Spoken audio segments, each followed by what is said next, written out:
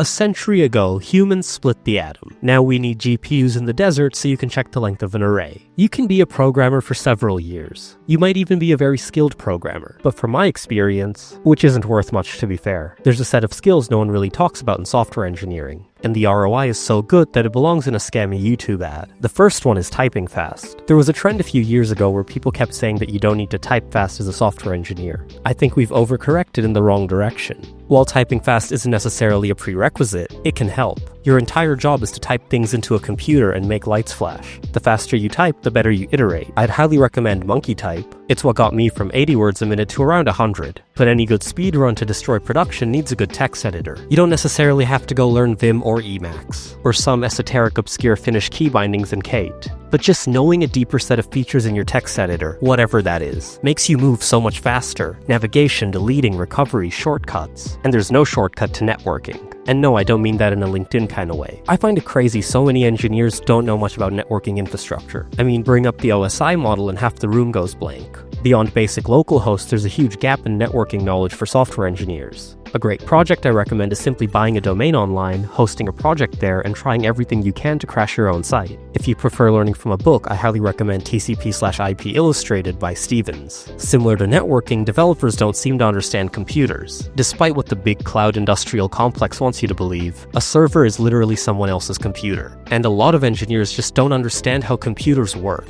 Doesn't matter what kind of engineer you are, your code has to run somewhere. And if you don't understand what's going on under the hood, every failure starts to look like a jump scare. A lack of understanding of fundamental computing concepts is why we have so many performance issues, crashes, and bugs in web applications. Along with janky code, but that doesn't fit my agenda right now. Two excellent resources that actually make this click is this paper from Red Hat and the book Operating Systems 3 Easy Pieces. Together they show you how CPUs, memory, and operating systems really behave. I've discovered both of these from my homie Coding Jesus, who you should definitely check out. You'll notice something I've brought up consistently is reading books, which again is a super underrated skill in programming. Software engineers have a bit of a reputation for Googling, but that reputation wouldn't exist if they were just good at reading. A lot of the times the errors you face are just the stack trace staring at you, or just deeply reading a response in Stack Overflow or from an LLM can take you really far. Programming books are an excellent resource, but they're often misused. You don't read a programming book to front load all the information, but you read programming books after you've done an experiment or a project, and it validates or corrects some of the thoughts you had while developing.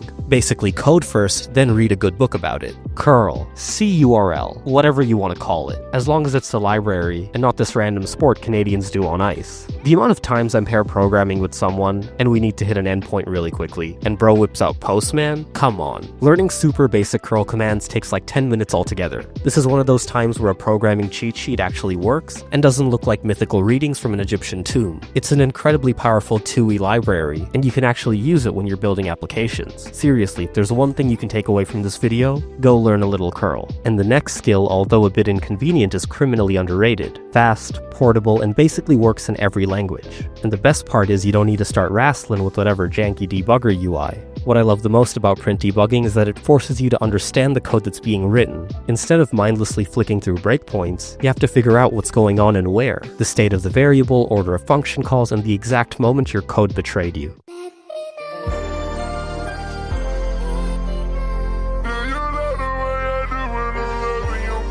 And finally, the most important skill, being nice. You see guys like Linus being rude and think, haha, base like epic main. You see, Linus got there by being an exceptional programmer, not a fraud. His attitude is largely secondary, especially when it takes you 7 days to compile a decent C++ program. So have a bit of humility and patience whenever you're interacting with someone, whether that's at work, online, wherever. The only exception is dunking on me. You can always make fun of me. Being easy to work with can carry you so much further than being a cracked programmer. Because coding with someone is a long-term affair. Your code can only carry you so far. When someone considers you for a project or a work referral, they'll often index a lot more on how nice you were to work with than how good your code was. Unless you really are that cracked, then fair enough.